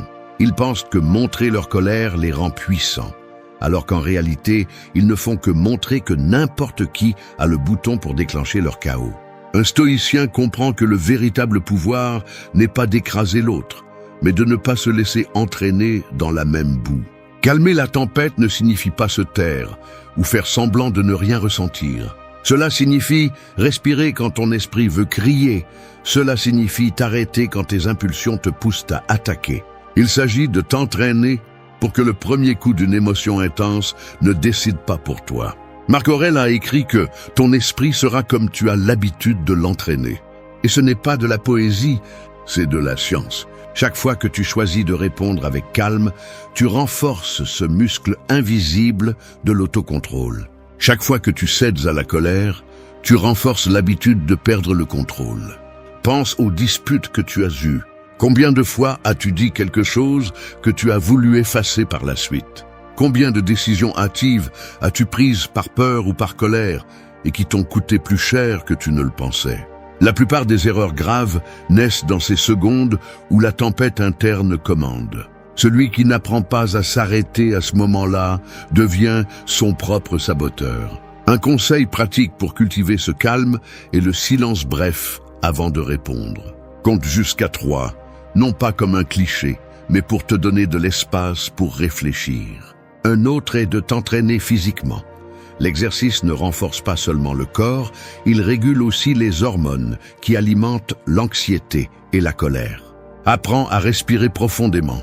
Quelque chose d'aussi simple que cela semble inutile, mais qui fonctionne comme une encre quand tu sens que tout va déborder. Et surtout, évite de chercher une vengeance immédiate. Le besoin de rendre le coup est le signe le plus clair de faiblesse. Il montre que l'autre dirige encore tes émotions. Les gens respectent celui qui ne réagit pas facilement, même s'ils ne l'admettent pas. Il y a quelque chose de déconcertant chez quelqu'un qui ne perd pas son sang-froid, qui peut recevoir des insultes et répondre avec un regard calme.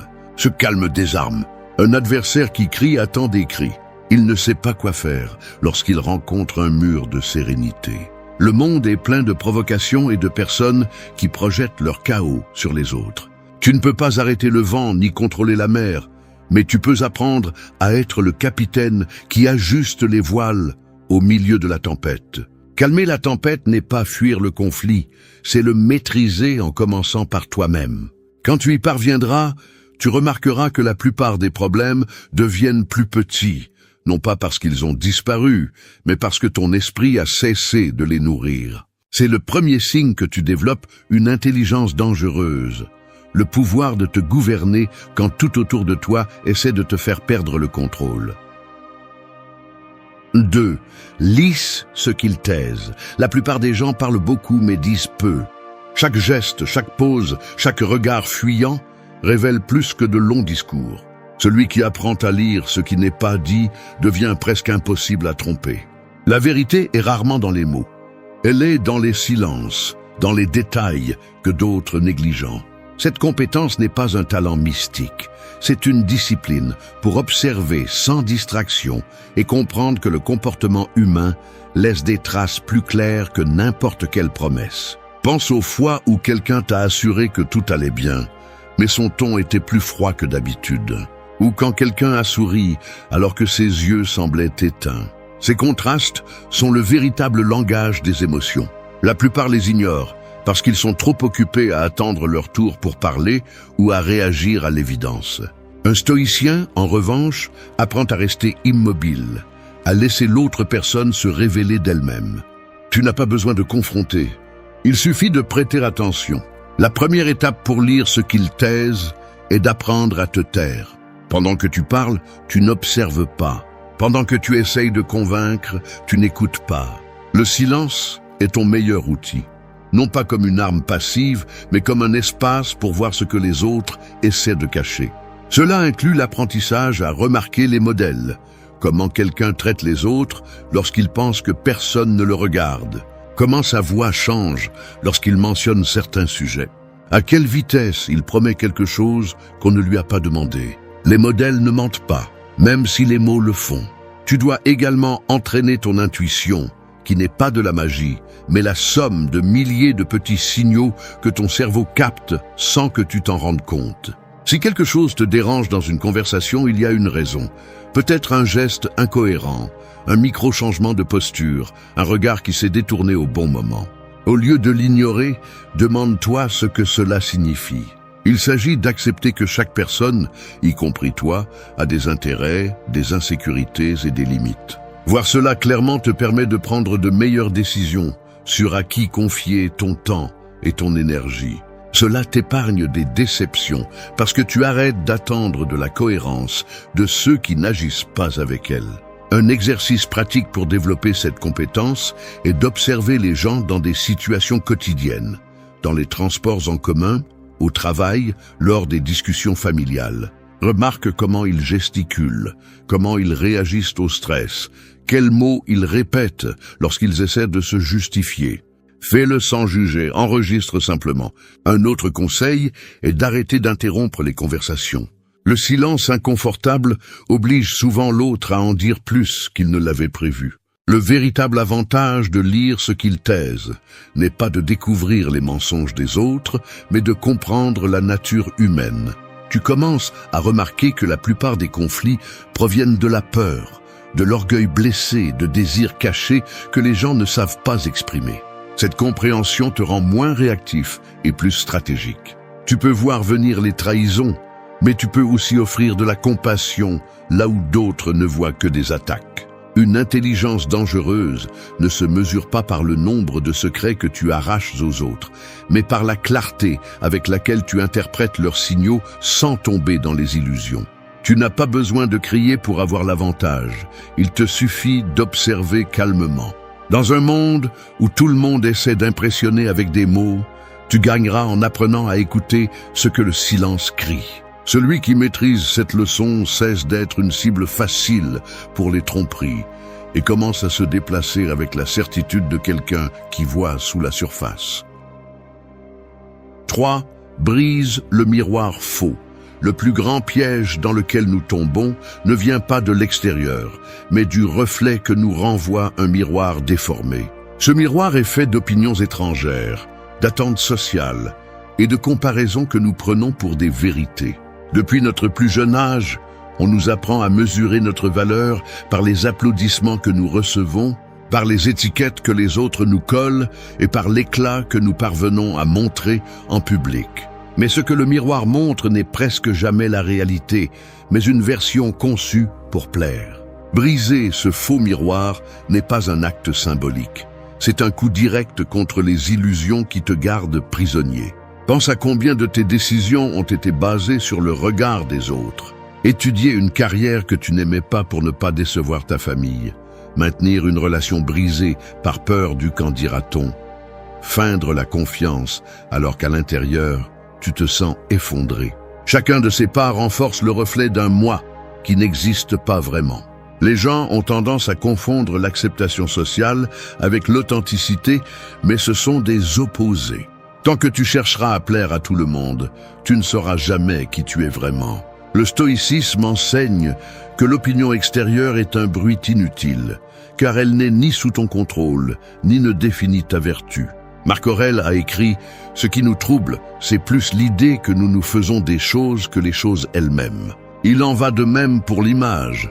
Ce qui te blesse n'est pas ce que tu es, mais ce que tu crois que les autres pensent que tu es. » L'intelligence dangereuse commence lorsque tu décides de briser cette dépendance, même si le reflet qui reste n'est pas aussi brillant ni aussi confortable que tu l'espérais. Briser le faux miroir fait mal, parce qu'il détruit des illusions qui, bien que nuisibles, apportaient un certain réconfort. Cela signifie accepter que tu n'es pas aussi spécial que tu le souhaiterais, mais pas non plus aussi insignifiant que tu le crains. C'est faire face à des défauts réels sans les déguiser, et reconnaître des talents que tu as peut-être ignorés par peur d'être jugé. Il n'y a pas de véritable croissance sans cette confrontation inconfortable. Une pratique utile pour progresser dans ce domaine est l'auto-examen honnête. Écris tes motivations avant de prendre des décisions importantes et demande-toi combien d'entre elles proviennent du désir d'impressionner ou de plaire aux autres. Fais souvent le silence pour écouter ce que tu valorises vraiment, pas ce qu'on t'a appris à valoriser. Et entoure-toi de personnes qui te disent la vérité, pas celles qui alimentent l'image que tu essaies de maintenir. Tu verras que beaucoup des objectifs que tu poursuivais perdent leur sens lorsque tu cesses de vivre pour l'applaudissement. Les vêtements de marque, les photos qui feignent le bonheur, les relations qui ne fonctionnent que comme une exposition. Tout devient insignifiant face à la tranquillité de ne pas avoir à jouer un rôle pour t'intégrer. Ce détachement ne te rend pas froid, il te rend libre. Tu n'as plus besoin de mendier l'approbation pour te sentir valide. Le monde moderne est obsédé par les apparences, parce qu'il sait que plus tu poursuis un reflet, moins tu prêtes attention à ce qui compte vraiment. Ton caractère, tes valeurs, ta discipline. En brisant le faux miroir, tu récupères de l'énergie pour construire ce qui ne peut pas être vu à l'œil nu, mais qui soutient ta vie quand tout le reste échoue. Les gens peuvent avoir une opinion, critiquer ou même applaudir, mais ils n'ont plus le pouvoir de modeler qui tu es. Un esprit dangereux ne se laisse pas hypnotiser par des éclats temporaires ou par des titres vides. Il apprend à se voir sans filtre, avec toutes ses ombres et lumières. Et à partir de cette vérité, agit avec cohérence. Tu peux perdre de l'approbation, mais tu gagneras du respect, y compris le tien. 4. N'éteignez pas votre lumière. La plupart des gens apprennent à s'éteindre eux-mêmes bien avant de comprendre qui ils sont. Dès notre plus jeune âge, on nous apprend à baisser la voix pour ne pas déranger, à minimiser nos réussites pour ne pas paraître prétentieux, à cacher notre passion par peur d'être ridiculisé. Avec le temps, cette habitude devient une forme de survie. Passer inaperçu semble plus sûr que de se démarquer. Mais ce qui s'éteint pour éviter le jugement des autres finit par s'éteindre aussi pour soi-même. Le monde n'a pas besoin de plus de gens soumis aux opinions des autres. Il a besoin de personnes capables de maintenir leur propre lumière allumée, même si cela dérange les autres. La lumière dont nous parlons n'est pas un charisme superficiel ni des sourires forcés. C'est votre essence, ce mélange de talent, de principes, de désirs et de visions qui vous rend unique. L'éteindre signifie se contenter de faire ce que tout le monde fait, ne pas remettre en question ce qui semble normal et renoncer à vos rêves, parce qu'ils semblent trop grands pour votre environnement. Souvent, nous le faisons sans nous en rendre compte, nous adaptant au ton moyen du groupe pour ne pas détonner. Nous l'appelons humilité, mais en réalité, c'est de la peur déguisée en vertu. Un stoïcien comprend que vivre pour plaire aux autres est gaspiller la seule vie qu'il a. Ne pas éteindre votre lumière signifie que vous devez oser défendre votre identité, même si cela vous fait paraître différent. Il faut du courage pour ne pas céder à la critique et de la discipline pour rester fidèle à ce que vous considérez comme juste, même lorsque personne ne vous applaudit. Votre lumière n'a pas besoin de briller plus que celle des autres. Elle doit simplement rester ferme face au vent des attentes des autres. Éteindre votre lumière commence souvent par de petits renoncements. Vous cessez d'exprimer une idée pour ne pas générer de conflit. Vous cachez un talent parce que quelqu'un l'a ridiculisé. Vous acceptez des objectifs qui ne vous motivent pas juste pour vous intégrer. Chaque concession semble inoffensive, mais ensemble, elles érodent la clarté avec laquelle vous saviez une fois qui vous étiez. Le prix à payer pour plaire à tout le monde est de vous perdre vous-même. Et le plus triste, c'est que même après vous être sacrifié, il y aura toujours quelqu'un qui ne vous aimera pas. Garder votre lumière allumée ne signifie pas ignorer les autres ou tomber dans l'égoïsme. Il s'agit de vivre avec intégrité, de faire en sorte que vos actes reflètent ce que vous valorisez et non ce que les autres attendent. Cela inclut de prendre soin de votre énergie émotionnelle, d'établir des limites claires et de ne pas laisser ceux qui préfèrent la médiocrité vous entraîner vers elle. Les gens ont tendance à critiquer ceux qui osent se démarquer parce que cela leur rappelle ce qu'ils n'osent pas faire eux-mêmes. Un exercice pratique pour ne pas éteindre votre lumière est de revoir en silence les décisions que vous prenez chaque jour. Demandez-vous combien vous prenez par conviction et combien par peur du rejet. Commencez à prendre de petites actions qui reflètent votre véritable caractère. Parlez fermement quand avant vous vous taisiez. Reprenez un projet que vous avez abandonné à cause de critiques. Consacrez du temps à ce qui nourrit votre esprit et votre corps, même si les autres ne le comprennent pas. La constance dans ces gestes renforce votre identité. Le monde n'accueille pas toujours avec des applaudissements ceux qui restent fidèles à eux-mêmes. Mais l'authenticité, bien qu'inconfortable, inspire le respect. Celui qui voit une personne déterminée à vivre selon ses valeurs, même contre le courant, reconnaît une force qui ne peut être achetée ni feinte. Cette lumière est difficile à éteindre parce qu'elle ne dépend pas de l'approbation externe.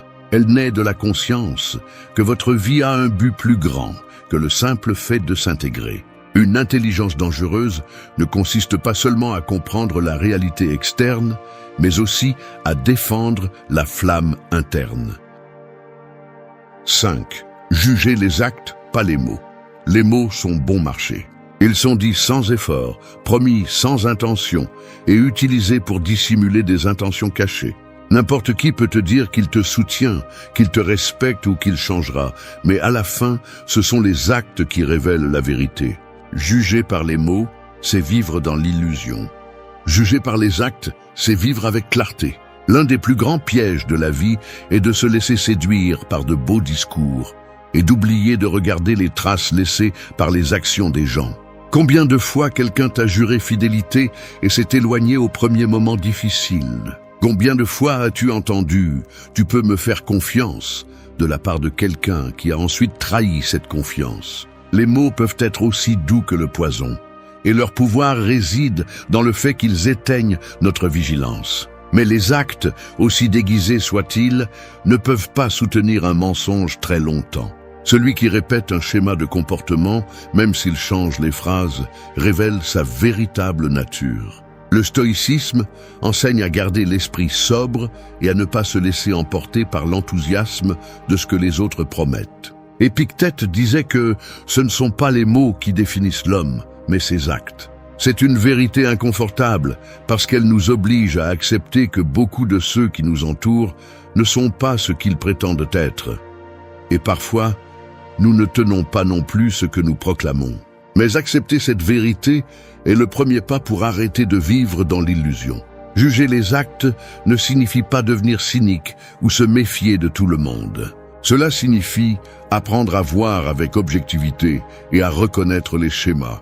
Une personne peut échouer une fois et cela ne définit pas son caractère. Mais si elle échoue de la même manière plusieurs fois, ce n'est pas une erreur, c'est une habitude. C'est là que tu dois faire attention, aux répétitions, aux décisions prises quand personne ne regarde, à la façon dont quelqu'un traite ceux qui ne peuvent rien lui offrir en retour. C'est plus révélateur que n'importe quel discours. Une habitude utile pour pratiquer cette leçon est d'écouter moins et d'observer plus. Lorsque quelqu'un te fait une promesse, ne te laisse pas emporter par l'émotion immédiate. Donne du temps. Regarde comment il agit lorsque la situation exige un effort. Prête attention aux petits détails, à la ponctualité, au respect qu'il démontre au quotidien, à la cohérence entre ce qu'il dit et ce qu'il fait. C'est dans les gestes simples que réside souvent la vérité d'une personne. Tu dois également appliquer cette règle à toi-même. Demande-toi si tes actes soutiennent les valeurs que tu prétends avoir. Il ne suffit pas de dire que tu es discipliné si tu remets à plus tard ce qui est important chaque jour. Il ne sert à rien de prétendre avoir de l'intégrité si tu te complais quand personne ne te regarde. Te juger par tes actes te rend plus fort parce que cela élimine les excuses. Tu agis ou tu n'agis pas. Il n'y a pas de discours qui puisse le maquiller. Dans le monde actuel, plein de promesses vides et d'apparences bien entretenues, cette leçon est presque un acte de rébellion. La plupart préfèrent écouter ce qui sonne bien plutôt que de faire face à ce qui est réel. Mais celui qui apprend à valoriser les faits au-dessus des mots devient difficile à manipuler. Une intelligence dangereuse se nourrit de cette vision claire. Tu ne te laisses pas impressionner par les discours, ni séduire par les gestes théâtraux. Tu sais que le véritable caractère se mesure dans les décisions que quelqu'un prend quand personne ne regarde et dans la façon dont il traite les autres quand il n'a pas besoin de le faire. Juger les actes, pas les mots, t'épargne des déceptions et te donne une boussole fiable pour naviguer parmi les gens. C'est une arme silencieuse mais puissante, parce que pendant que les autres se perdent dans le charme des promesses, tu marches guidé par les faits. 6. Embrasse l'inconfort. L'être humain a un instinct ancien, chercher la chaleur, le refuge, la sécurité. Cet instinct a sauvé nos ancêtres des tempêtes et des prédateurs, mais dans le monde actuel, il est devenu un piège invisible. Nous vivons entourés de confort. Un bouton pour allumer la lumière, un autre pour commander de la nourriture, un autre pour nous distraire. Tout semble conçu pour éviter le moindre effort. Et bien que le confort soit agréable, c'est aussi le poison le plus silencieux. Il endort le caractère, flétrit la discipline et vous rend incapable de faire face à la vie réelle. Si tu veux développer un esprit dangereux, tu dois apprendre à embrasser l'inconfort, car c'est là que tu grandis et que les autres abandonnent. Le corps et l'esprit se renforcent de la même manière, par l'effort. Les muscles ne deviennent fermes que lorsqu'ils sont soumis à un poids.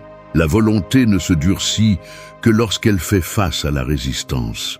Chaque fois que tu évites l'inconfort, tu entraînes la faiblesse. C'est pourquoi tant de gens s'effondrent au premier obstacle. Ils ne se sont jamais habitués à l'inconfort. Ils préfèrent fuir les situations difficiles, même si cette fuite leur coûte leurs rêves.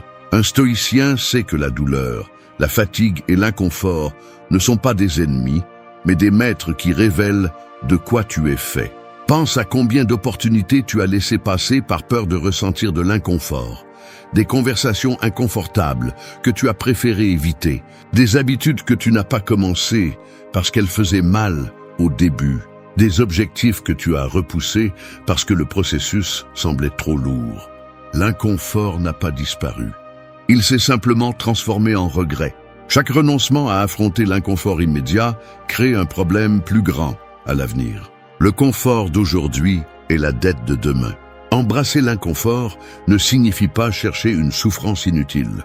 Il s'agit de t'exposer volontairement à ce qui renforce ton caractère. C'est choisir de se réveiller tôt, même si le corps veut continuer à dormir. Sortir s'entraîner sous la pluie au lieu d'attendre un temps parfait. Entamer une conversation difficile pour résoudre un conflit, au lieu de le laisser pourrir en silence. Il n'y a pas de discipline sans friction et il n'y a pas de progrès sans résistance. Un exercice pratique consiste à incorporer de petits défis quotidiens qui brisent ta zone de confort.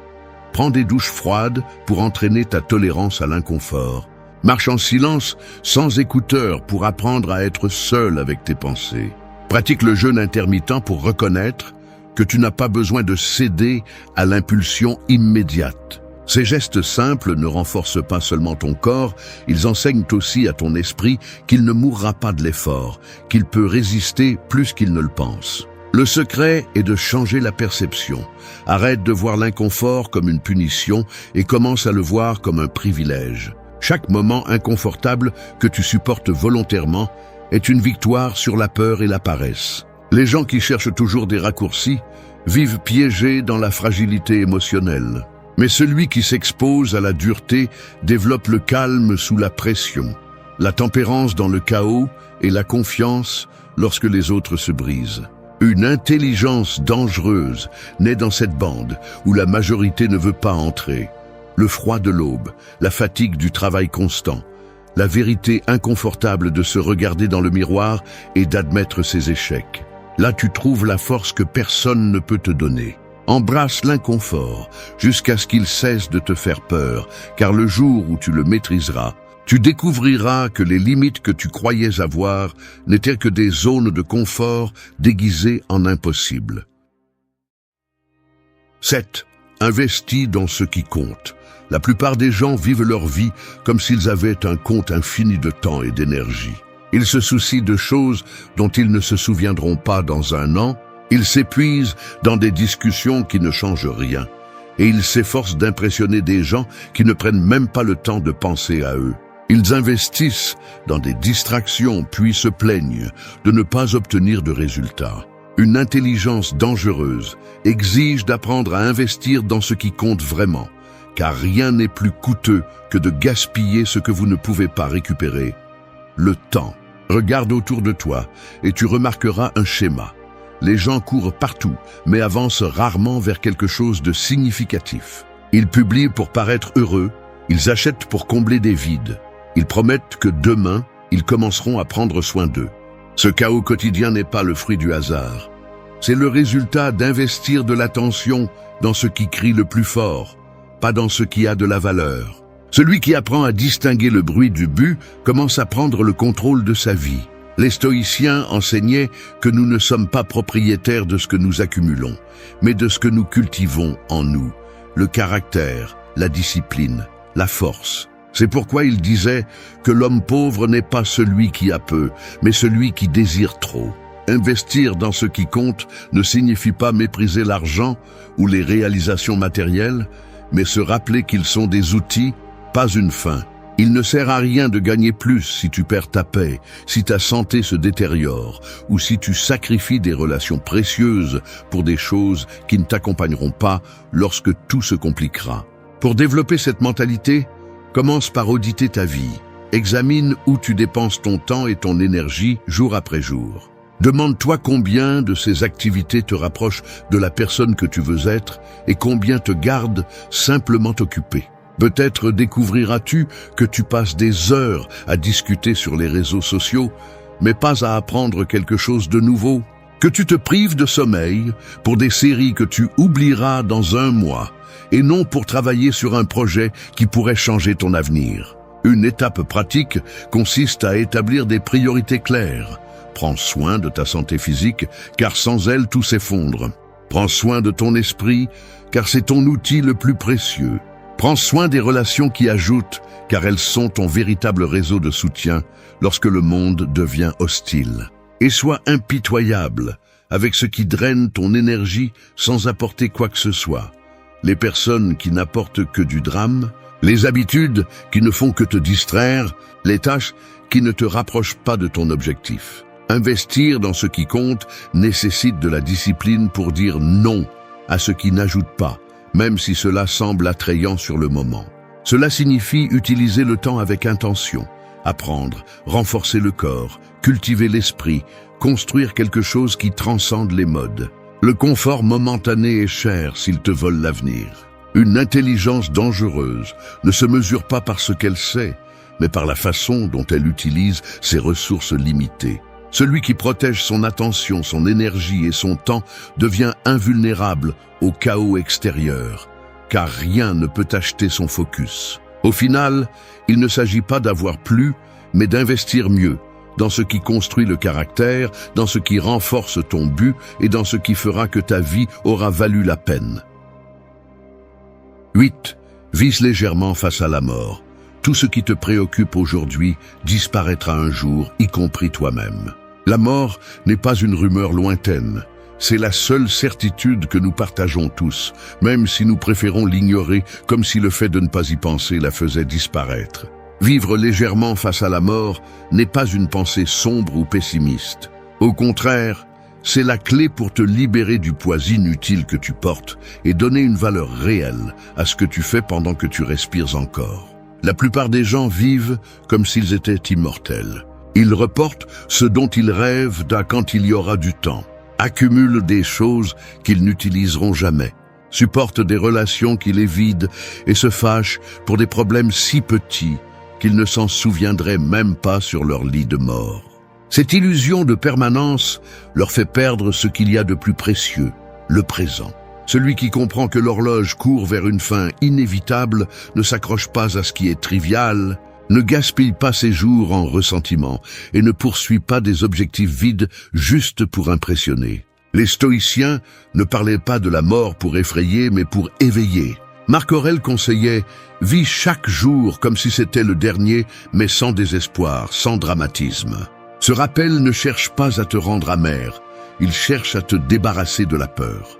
Quand tu acceptes que tu vas mourir, tu arrêtes de reporter la vie. Tu commences à choisir avec soin où investir ton temps, à qui donner ton énergie et quelle bataille mérite ton effort. Tout le reste devient du bruit que tu apprends à laisser passer. Vivre légèrement face à la mort signifie aussi te réconcilier avec ce que tu ne peux pas contrôler. Peu importe combien tu planifies, il y aura des pertes, des adieux, des tournants inattendus. Lutter contre cette réalité ne fait que t'épuiser et t'amertir. En revanche, lorsque tu assumes que rien n'est garanti, tu apprécies davantage ce que tu as maintenant. Un café chaud, le rire d'un ami, la possibilité de recommencer chaque matin. Rien de tout cela n'est insignifiant lorsque tu comprends que c'est temporaire. Une pratique simple mais puissante est de te rappeler de ta finitude chaque jour. Non pas comme une obsession mais comme une boussole. Demande-toi chaque matin, si aujourd'hui était mon dernier jour, est-ce que je continuerai à choisir ce que je suis sur le point de faire? Cette question désarme les excuses et les masques. Elle met en évidence ce que tu valorises vraiment et te pousse à lâcher le reste, les vieilles rancunes, l'orgueil blessé, les désirs de vengeance, voire les objectifs qui ne signifient plus rien. Vivre légèrement n'est pas vivre sans engagement ni ambition, c'est vivre sans chaînes invisibles. C'est faire la paix avec l'idée que tu ne contrôleras pas tout, et c'est pourquoi tu saisis chaque occasion d'apprendre, d'aimer, de travailler avec sens et de laisser une empreinte, même petite. C'est remercier le jour d'aujourd'hui, sans l'arrogance de croire qu'il y aura des matins infinis pour corriger ce que tu reportes. Celui qui vit conscient de sa mortalité développe une sérénité qui intimide. Il ne craint plus la perte parce qu'il sait que tout sera perdu éventuellement. Il ne mendie plus l'attention parce qu'il comprend que le temps est trop court pour le gaspiller à chercher l'approbation des autres. Cette légèreté ne te rend pas froid, elle te rend libre. Libre pour te concentrer sur l'essentiel et te détacher de ce qui ne fait que voler de l'espace dans ton esprit. Une intelligence dangereuse est forgée avec cette vérité finale. Ne te laisse pas piéger parce que tu ne peux pas emporter quand tu pars. Alors que tout le monde se bat pour accumuler plus, tu choisis de vivre avec moins de poids et plus de but. La mort n'est pas un ennemi qui guette. C'est le rappel constant qu'aujourd'hui est tout ce que tu as vraiment. Quand tu acceptes cela, chaque jour cesse d'être routinier et devient une opportunité de vivre vraiment. Merci d'être resté jusqu'à la fin de la vidéo. Si vous avez tout vu, commentez « Je suis stoïcien » comme notre signe secret, indiquant que vous êtes un véritable apprenant du stoïcisme. N'oubliez pas de vous abonner et de liker la vidéo si elle vous a plu. Rendez-vous dans la prochaine vidéo et rappelez-vous, continuez à cultiver votre esprit stoïque.